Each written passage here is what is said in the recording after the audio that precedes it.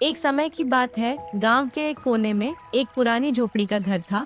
उसी में रहती थी दो बहनें, रानू और मीरा। माँ बाप कुछ साल पहले आई महामारी में गुजर गए थे।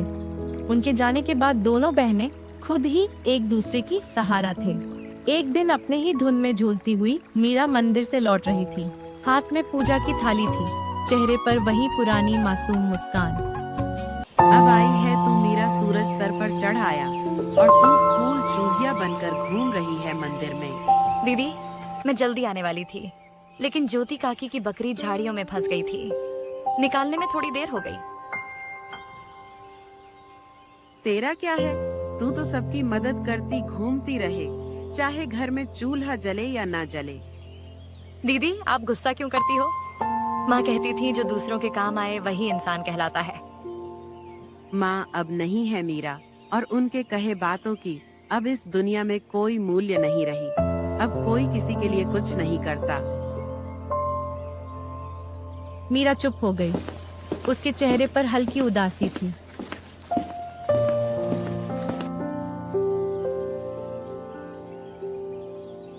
झोपड़ी के कोने में रखे उस लकड़ी के संदूक तक गई, जिसमें माँ की यादें अब भी सांस लेती थी। संदूक से निकाला हुआ एक साड़ी मीरा छू के अपनी दीदी से बोली। दीदी, जब ये साड़ी माँ पहनती थी ना, तब हमें देखकर मुस्कुराती थी। कहती थी तुम दोनों एक दूसरे का सहारा बनना। मीरा की बात सुनते ही रानू का चेहरा नम हो गया और उसकी आंखें पल भर को भीग गईं। लेकिन रानू अपनी भावनाओं को छुपाते हुए मीरा से बोली, मैं तुझसे सख्त हूँ मीरा, क्योंकि मैं डरती हूँ अगर तुझे भी एक दिन कुछ हो गया तो मैं अकेले कैसे जीऊंगी। इस दुनिया ने मुझसे सब छीन लिया है। मैं नहीं चाहती तू भी मेरी तरह कमजोर पड़ जाए, इसलिए तुझे मजबूत बना रही हूँ। दीदी, आप कमजोर नहीं हो, आप ही तो मेरी ताकत हो। अगर आप मेरा हाथ थामे रखो तो दुनिया की आंधी भी मुझे हिला नहीं सकती। मीरा की बात सुन के रानू के चेहरे पर उसके माता पिता के जाने के बाद पहली बार हल्की सी मुस्कान आई। उसी समय गांव की पगडंडी पर 3 परछाइयां उनके झोपड़ी की तरफ बढ़ रही थी। बलराम, दुर्गा और उनका बेटा चरण वह थे, बहनों के सगा काका काकी। अरे रानू, कैसी है मेरी बच्ची? तू ठीक तो है ना? बहुत मुश्किल से जिंदगी बीता रही है ना भैया भाभी के जाने के बाद? हम ठीक हैं काका जी, अब जो है उसी में खुश हैं। खुश झोपड़ी में तुम्हारे हिस्से की जमीन को हमारे नाम कर देती तो हम तुम दोनों को अपने यहाँ रहने देते। तुम दोनों बहुत खुश रहती हमारे साथ। हाँ माँ, तुम सही कह रही हो। इनका घर भी पुराना हो चुका है और अब ये जमीन भी यूं ही पड़ी है, बर्बाद हो रही है। यह सब सुन के रानू की आंखों में आग सी चमक उठी। हमें किसी की जरूरत नहीं। बाबूजी की जमीन हमारी माँ और बाबूजी की आखिरी निशानी है, उसे हम यूं ही नहीं छोड़ेंगे। अरे बेटी, तुम्हारी जो खेतों की जमीन है वह भी तो बंजर ही पड़ी हुई है ना। और वैसे भी दुनिया समझदारी से चलती है और औरतें खेत नहीं जोतती। देख लेना, एक दिन रोती हुई आओगी हमारे पास, तब समझ आएगा कि रिश्तेदारों से मुंह नहीं मोड़ा करते। रानू को यह सब सुनाकर तीनों वहाँ से निकल गए, लेकिन मीरा यह सब घर के अंदर से सुन रही थी। ये सुन के उसका चेहरा उतर गया। दीदी, क्या सच में हम अकेले पड़ जाएंगे? वो लोग हमारी जमीन लेना चाहते हैं ना? हाँ मीरा, पर जब तक मैं जिंदा हूँ कोई हमारी जमीन छू भी नहीं सकता। तुझे कुछ नहीं होने दूंगी।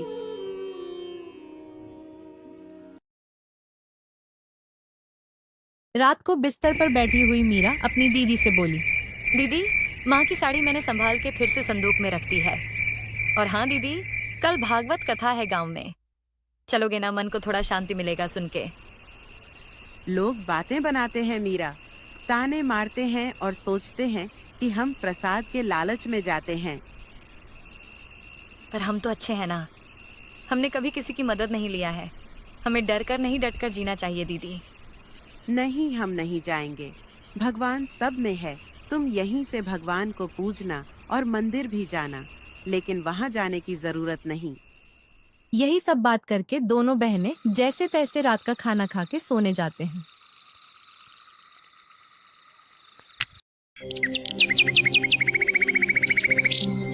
अगली सुबह दोनों बहनें अपनी जमीन को देखने जाते हैं, जिसमें दोनों बहनों ने मेहनत करके थोड़ी सी सब्जियां उगाई थी।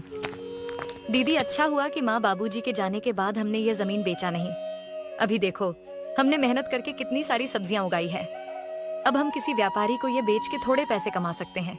हाँ, तू ठीक बोल रही है। इसे बेच के कुछ दिन का तो गुजारा हो जाएगा, लेकिन क्या दीदी? इसे बेच के हम कुछ दिन ही गुजारा कर पाएंगे, उसके बाद क्या? अरे आप मायूस मत हो दीदी, मुझे सिलाई बुनाई का काम आता है। मैं वो करके घर का खर्चे निकालूंगी। आप बस घर संभालना। कोई जरूरत नहीं तुझे ये सब करने की। तू क्या मुझे बेकार समझती है? तू घर पर ही रहना।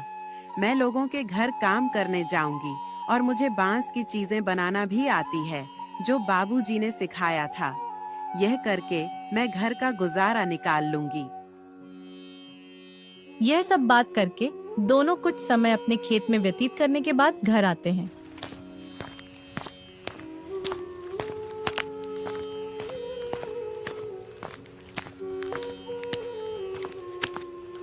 और अपने अपने काम में लग जाते हैं।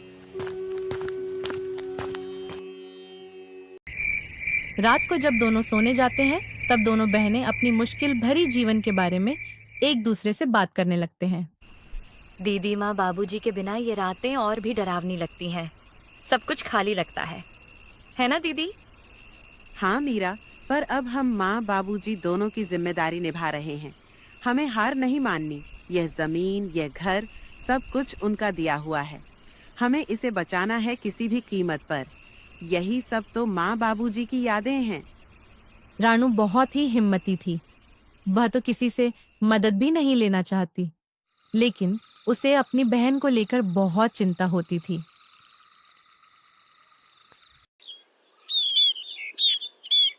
अगले दिन जब दोनों बहनें खेत पर पहुंची, तो देखा कि इस जमीन के बीच एक खूंटा गड़ी हुई थी। दीदी, ये जमीन के बीचों बीच खूंटा कौन गाड़ गया? ये तो कल यहाँ नहीं थी और ना ही हमने इसे गाड़ी है। जरूर इसे कोई यहाँ गाड़ गया है। ये जरूर हमारे काका काकी का काम होगा, लेकिन ये काम बिना किसी सरकारी आदमी के नहीं होता। इसका मतलब हमारे खेत को ये लोग बांटने की साजिश चला रहे हैं। उसी वक्त दूर से बलराम आता दिखा और उसके साथ दुर्गा और उनका बेटा चरण भी था। तीनों के चेहरे पर अजीब सी मुस्कान थी। अरे बेटियों, घबरा क्यों रही हो? हम तो बस मदद करना चाहते हैं। तुम्हारे माँ बाप के जाने के बाद जमीन की देखभाल जरूरी है। तुमसे अकेले तो होगा नहीं। काका जी, आपकी मदद की जरूरत नहीं है हमें। यह जमीन हमारी माँ बाबूजी की निशानी है। इसे किसी के हवाले नहीं करेंगे। अरे बच्चियों, ऐसे कैसे नहीं दोगे? ये जमीन तो तुम्हारी और हमारी। चरण के दादाजी ने अपने दोनों बेटों को बराबर हिस्सा करके दिया था, लेकिन शायद तुम्हारे पिता अपने आखिरी दिनों में तुमसे यह बात बोलना भूल गए। इतने साल तो हम साथ ही खाए पिए हैं। हम तो तुम्हारे भलाई ही चाहते हैं। अब यह दुश्मनी क्यों? दुश्मनी तब शुरू हुई काकी, जब आपने हमें अकेले समझकर हमारी जमीन पर नजर डाली। और काकी, दुश्मनी तो आप लोग हम दोनों से निकाल रही हो। अरे मीरा, इतनी गरज क्यों रही हो? छोटी हो, छोटी बनकर रहो। ऐसे बड़ों के बीच मत बोल समझी। अरे जाओ। कैसे बड़े लोग जिनकी सोच छोटी होती है, वे उम्र में बड़े होकर भी सम्मान के हकदार नहीं होते। मीरा, तू कुछ मत बोल। और हाँ, अब अगर आप लोग हमारे खेत के पास भी आए तो अच्छा नहीं होगा। हम कमजोर दिखते हैं पर डरते नहीं। ठीक है बेटियों, हम कुछ नहीं कहेंगे, लेकिन कानून अपना काम करेगा। जब जमीन के सरकारी कागजात आएंगे तो देख लेना। जब तुम्हारे नाम नहीं निकलेंगे तो खुद समझ जाओगे कि जमीन किसकी है। तीनों वहां से चले जाते हैं। रानू और मीरा कुछ देर तक खामोश खड़ी रहीं। दीदी, क्या वो सच में कागज बदलवा सकते हैं? हाँ मीरा, कुछ भी कर सकते हैं। लालच में आदमी अंधा हो जाता है। हमें किसी पर भरोसे नहीं करना चाहिए। अब हमें बहुत संभल के रहना होगा। उसी दोपहर दोनों बहनें सरपंच के पास पहुंची। चौपाल में गांव वाले बैठे थे और वहां पहले से ही बलराम बैठा हुआ था। सरपंच जी, हम आपके पास न्याय मांगने आए हैं। हमारे काका काकी जमीन हड़पना चाहते हैं और शायद पटवारी से मिलकर फर्जी कागज बनवा रहे हैं। हम अनाथ हैं, इसका मतलब यह नहीं कि हम बेबस हैं। हमें अपनी माँ बाबूजी की जमीन किसी हाल में नहीं देनी। कृपया आप हमारी मदद करें। बलराम जी, अगर यह सच है तो यह गांव की मर्यादा के खिलाफ है। परिवार के नाम पर ठगी करना यहाँ नहीं चलेगा। सरपंच जी, यह लड़कियां हमें बदनाम कर रही हैं। हम तो बस जमीन की चिंता कर रहे हैं। इन दोनों बच्चियों को क्या पता ये जमीन के बारे में। यह जमीन के बाद तो इनके पिता और मैं ही जानते थे। मेरा भाई तो अब इस दुनिया में नहीं रहा, इसीलिए अब मुझे ही तो सब कुछ देखना पड़ेगा। गांव वालों में फुसफुसाहट सी होने लगी। तभी एक आदमी सरपंच जी से कहता है, सरपंच जी, हमने इन बच्चियों को बचपन से देखा है। ये झूठ नहीं बोल सकती। बलराम के मुंह में राम बगल में छुरी। हम सब समझते हैं इसके बारे में। सरपंच ने इस बात को अगले दिन पंचायत में विस्तार से निकालने की बात की और फैसला अगले दिन देने की बात कही। बहनों की आंखों में पहली बार उम्मीद की चमक थी।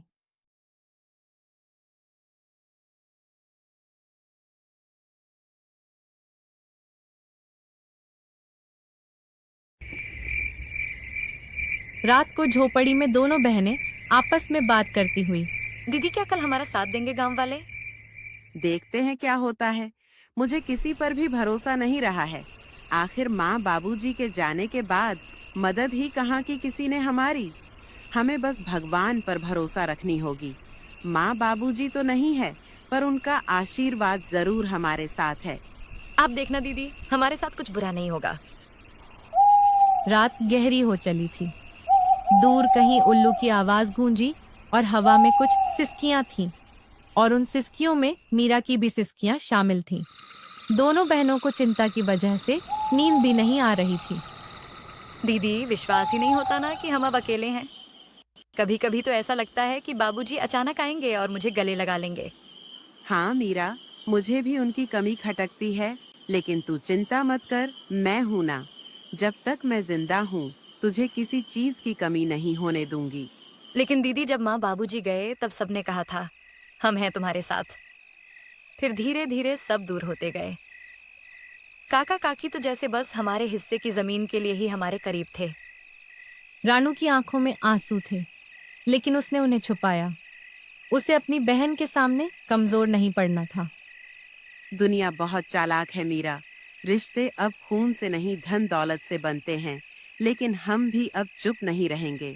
अगर हमें अपने अधिकार के लिए लड़ना पड़े तो लड़ेंगे।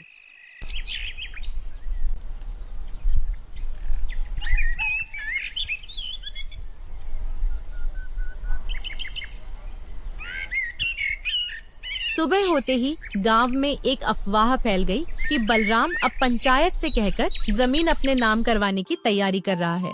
गांव की गलियों में लोग कान्हा पूसी करने लगे। अरे सुनो सुनो, बलराम ने तो कमाल कर दिया। अपने ही भाई की बेटियों को बेघर करना चाहता है। कैसा इंसान है, अपना ही परिवार को जमीन के लालच में अलग कर रही है। हाँ काकी, कैसा रिश्तेदार है, अपने ही भतीजों को बेघर करने में तुला हुआ है। इन बातों की भनक रानू और मीरा को लगी तो वो मीरा को लेकर सीधा सरपंच के वहाँ पहुँची। सरपंच जी, हमें आपसे इंसाफ चाहिए था। मेरे माँ बाबूजी की जमीन पर मेरे काका काकी जबरदस्ती का दावा कर रहे हैं और आप लोग उनका साथ दे रहे हैं। मुझे आपसे यह उम्मीद नहीं थी। हम कोई अबला नहीं है, हम ऐसे चुप नहीं रहेंगे। सरपंच जी, ऐसे कैसे कोई भी आकर हमारी जमीन हड़प लेगा। थोड़े समय बाद बलराम, दुर्गा और चरण भी वहाँ पहुँच गए और वहाँ पर नाटक करने लगे। सरपंच जी, हम तो बस इनकी भलाई चाहते हैं। भाई की मौत के बाद हमने ही इन्हें पाला है। आप तो ये अच्छे से जानते हैं। और अब जब लड़कियां बड़ी हो गईं तो हमें बदनाम कर रही हैं। जरा सोचिए, क्या यही इंसानियत है? रानू बेटी, तुम्हारे काका तो ठीक कह रहे हैं। तुम लोग तो एक ही परिवार के हो। परिवार के बीच यह झगड़ा क्यों? वैसे भी सरकारी कागजात के हिसाब से तुम्हारी जमीन में इनका भी हक है। यह सब बात चल ही रही थी कि तभी पटवारी भी वहाँ आ जाता है। गोपाल की जमीन कानूनी तौर पर सिर्फ उनकी नहीं है, इसमें उनका भाई बलराम का भी हिस्सा है। ऐसे कैसे? तुम लोग तो बस कागजात के बारे में बोल रहे हो, लेकिन क्या सबूत है कि हमारी जमीन का काका जी भी हिस्सेदार है? हाँ, रानू बिटिया बात तो सही कह रही है। तुम लोग कुछ पुख्ता सबूत भी पेश करो, तब जाके मैं पंचायत बुलाकर सही फैसला ले पाऊंगा। सरपंच के मुंह से यह सुनने के बाद बलराम, दुर्गा और चरण थोड़ा हताश जैसे नजर आए और वे लोग वहां से चले गए। अरे पटवारी, तुम किसका इंतजार कर रहे हो? तुमको नहीं जाना उनके पीछे? कितने पैसे खिलाए थे मेरे काका ने? रानू के ताना सुन के पटवारी शर्म से वहां से निकल जाता है। बिटिया, मुझे गलत मत समझना। मेरे आंखों के सामने जो आया मैंने उसे ही सच मान लिया। इस बार मैं अच्छे से जांच पड़ताल करके एक नतीजे में पहुंचूंगा। आगे से मैं बलराम के बातों में नहीं आऊंगा, और वे लोग तुम दोनों के मजबूरी का फायदा उठाना चाहते हैं तो मैं तुम लोगों को न्याय और उन लोगों को कड़ी सजा दूंगा। सरपंच के मुंह से यह सुन के दोनों ने थोड़े राहत की सांस ली और थोड़ा शक, थोड़े खुशी के साथ घर लौटे।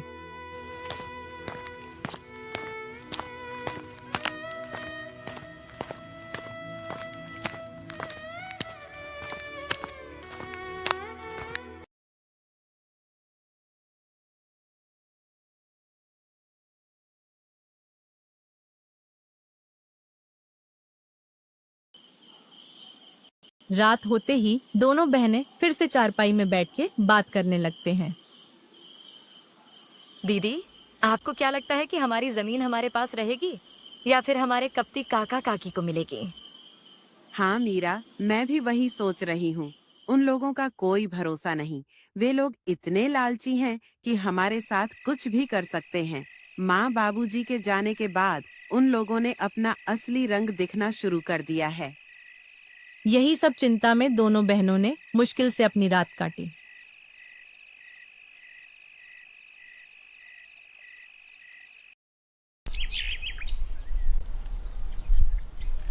गांव की हवाओं में हल्की सरसराहट थी। आसमान में बादल थे, पर बारिश का कोई नामो निशान नहीं। लेकिन रानू और मीरा के मन में बहुत कुछ उमड़ रहा था, जैसे भीतर कोई तूफान उठ रहा हो। घर का आंगन सूना था और बहनों के चेहरों पर चिंता की लकीरें साफ झलक रही थी।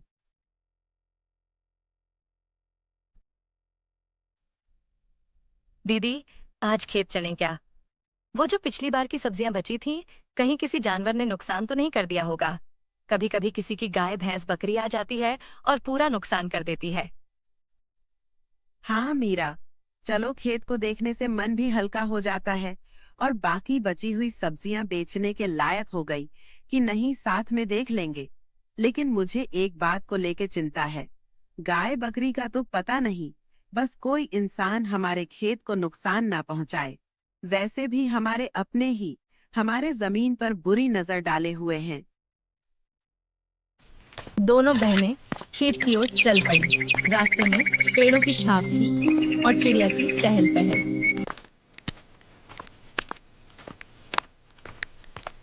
जैसे ही दोनों खेत के पास पहुंची, मीरा ने दूर से किसी की परछाई देखी। दीदी, वह देखो, वह चरण ही है ना? चरण उनके सामने खड़ा हो गया, आंखों में गुस्सा, चेहरे पर घमंड। वो वहीं दोनों बहनों का रास्ता रोककर उनसे बात करने लगा।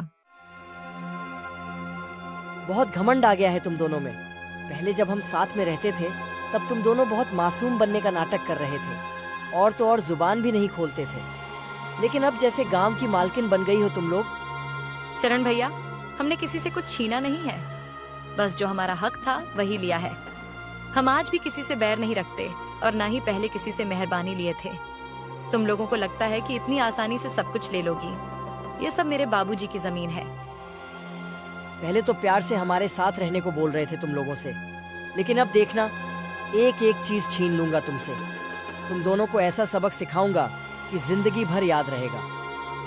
मीरा चरण की धमकी से थोड़ा डर गई और डरते हुए रानू से बोली, दीदी, इसने फिर धमकी दी है। आप कुछ बोलो ना, ऐसे कैसे ये हमसे सब कुछ छीन लेगा? बहुत हो गया मीरा, कोई जरूरत नहीं इसके साथ झगड़ा करने की। मैं भी देखती हूँ कौन हमसे क्या छीन लेता है। और हाँ चरण, तुम यहाँ से चले जाओ, नहीं तो हम पंचायत में जाकर बोल देंगे कि तुम हमें अकेले देख धमकी दे रहे हो। अरे हाँ हाँ, जा रहा हूँ। लेकिन हाँ रानू, तुम बहुत ज्यादा ऊपर उड़ रही हो। संभल के रहना, कब नीचे गिरेगी पता ही नहीं लगेगा। बहुत चपड़ चप्पड़ करते हो ना तुम।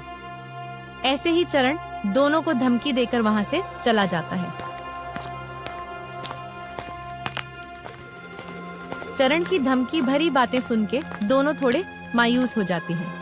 रानू, जो अपने बहन के सामने हिम्मत से खड़ी हुई थी, उसके मन में भी डर था। वो मन ही मन चरण की बातों को लेकर बहुत चिंतित थी। कुछ समय के बाद दोनों बहनें घर लौटे। घर लौटकर दोनों बहनें चिंता में डूबे हुए थे। रोज की धमकी और षड्यंत्र ने दोनों के जीवन में बहुत सारे चिंता और दुख ला दिया था। दीदी, ये लोग हमारे पीछे क्यों पड़े हुए हैं? हमने किसी का क्या बिगाड़ा है? हमारे काका के पास तो सब कुछ है। वो लोग हमसे अच्छी जिंदगी जी रहे हैं, फिर भी वे लोग हमारा जमीन हड़पना चाहते हैं। इंसान की लालच कभी खत्म नहीं होती मीरा। भले ही इंसान के पास सब कुछ हो, फिर भी इंसान और चाह के लालच में या तो दूसरे का नुकसान करते हैं या फिर अपनों का ही नुकसान करते हैं।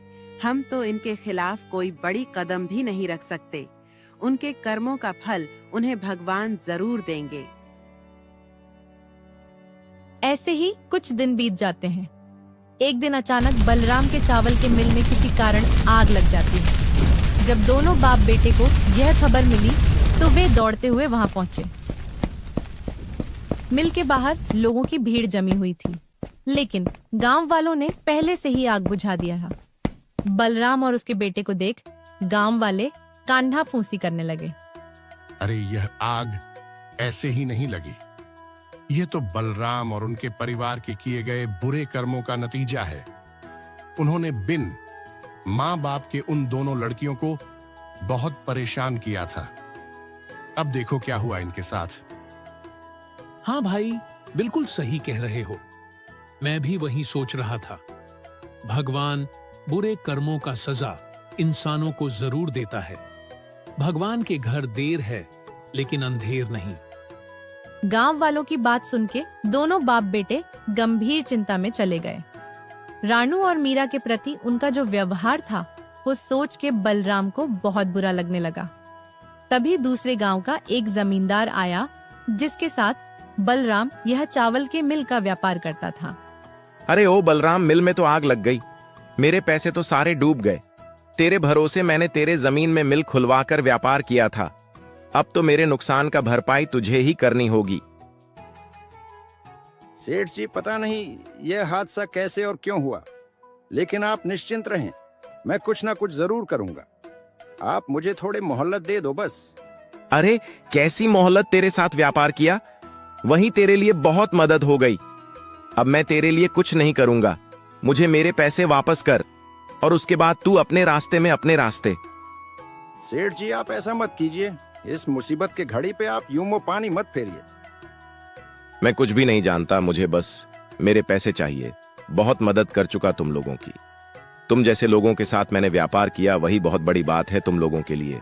कुछ भी करना पड़े करो, बस मुझे पैसे दे दो। ठीक है, फिर आप मेरे इस जमीन को ले लीजिए। इस जमीन से तो आपका थोड़े से कर्ज चूकता हो जाएगा ना।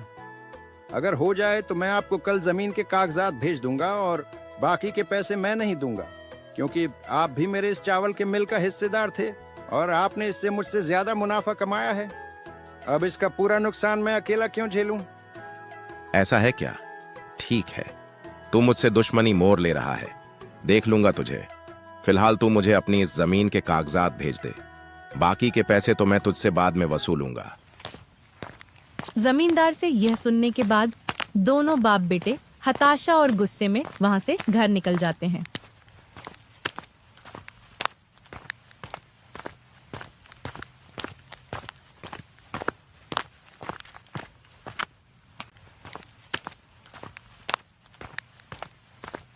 घर जाकर बलराम अपनी पत्नी से आज के दुखद हादसे के बारे में दुखी मन से बताता है। अरे भाग्यवान, हमारे साथ ये क्या हो गया? हम तो पल भर में बर्बाद हो गए। पूरा कारोबार, जमीन, सब कुछ छीन गया। अब तो बस ये घर ही बचा हुआ है। मुझे पता है ये सब भगवान हमारे बुरे कर्मों का फल दिया है हमको। ये जी, आप ऐसे मायूस मत हो, कुछ रास्ता होगा। हम ऐसे कैसे बर्बाद हो गए? और हाँ, आप तो वो दूसरे गांव के जमींदार के साथ व्यापार करते थे ना, उनसे मदद मांगे ना, वो तो कुछ मदद कर देगा। अरे कैसी मदद माँ, वो आदमी मदद करेगा। अरे मदद छोड़ो, उसने हमारे चावल के मिल के जमीन को भी हड़प लिया। अरे यह क्या कह रहा है तू? अगर किसी से मदद नहीं मिला तो हम क्या करेंगे इस मुसीबत के घड़ी में? छोड़ो भाग्यवान, जो हुआ है वह सब अपने ही बुरे कर्मों का नतीजा है। तुम खुद ही सोचो, हमने मेरी दोनों भतीजियों को कितना दुख दिया है, उसी का पाप लगा है हमें। हाँ माँ, बाबूजी बिल्कुल सही कह रहे हैं। हमने पाप किया है, हमें अब इसी दुनिया में पापों का फल भुगताना पड़ेगा। पता नहीं बिना पैसों के अब ये घर कैसे चलेगा। हाँ चरण बेटा, तू सही बोल रहा है। अब हम ये घर कैसे चलाएंगे? हमें तो गांव में कोई मदद भी नहीं करेगा। रानू और मीरा के ऊपर किए अन्याय के लिए गांव वाले भी हमसे नाराज है। ऐसे में तो हम सड़क पर आ जाएंगे। यह सब बात करके तीनों बहुत उदास हो जाते हैं और तभी इस उदासी भरी माहौल में दुर्गा बोल पड़ती है। ये जी, मेरे मन में एक विचार आया है। क्यों ना हम रानू और मीरा के पास जाकर उनसे मदद मांगे और साथ में उनसे हाथ जोड़ के माफी भी मांग लेंगे। मदद? कैसी मदद माँ? वे दोनों हमारी कैसे मदद करेंगे? उनके पास तो मदद करने के लिए कुछ भी नहीं है और ना ही वे मदद करेंगे। आखिर इतना दुख जो दिया है उनको हमने। अरे क्या बोल रही हो तुम? पागल हो गई हो क्या? कितना परेशान किया है उनको। अब किस मुंह से जाऊंगा उनके पास मदद मांगने? और वे तो खुद ही कितनी मुश्किल से जी रहे हैं, हमारी क्या मदद करेंगे वे? अरे आप लोग थोड़े शांत हो जाइए। हम उनसे पहले दिल से हाथ जोड़कर माफी मांगेंगे और उसके बाद हम उनके जमीन पर खेती करने की इजाजत मांगेंगे और खेती का जो भी मुनाफा होगा उनको भी आधा देंगे और हमारा भी जैसे तैसे गुजारा हो जाएगा। और हाँ, मैं इस बार लालच में नहीं बोल रही हूँ, मैं बुरी परिस्थितियों के चलते बोल रही हूँ। हाँ भाग्यवान, तुम बात तो ठीक ही कह रही हो। हमें तो कोई मदद करेगा नहीं और हमें तो ज्यादा कुछ काम भी नहीं आता। मैं तो बस थोड़ा खेती बाड़ी जानता हूँ मैं। और अगर वे लोग मदद के लिए मन जाए तो चरण भी मेरी खेती में मदद कर देगा। हाँ बाबूजी, मैं करूँगा मदद। चलिए बात करने जाते हैं उनसे, और अगर वे मदद नहीं भी करें तो कम से कम माफी की उम्मीद तो रख ही सकते हैं। यह बोल के तीनों रानू और मीरा के घर की ओर निकल जाते हैं। घना जंगल, सुनसान रास्ता और दोपहर का समय। थोड़ी देर बाद घर पहुंच जाते हैं। काका जी, आप लोग अब यहाँ क्या लेने आए हो? रानू बेटी, हमारा चावल के मिल पे आग लग गई है। हम तो पूरा बर्बाद हो गए। हाँ, मुझे पता चला आपके बारे में और मुझे इस बात का खेद है। लेकिन आप हमारे पास क्यों आए हो? क्या आपको लगता है कि आग हमने लगाया है? नहीं रानू बेटिया, तू हमें गलत समझ रही है। हम तो तुम दोनों से माफी और मदद की आस ले आए हैं। मदद? कैसी मदद काकी?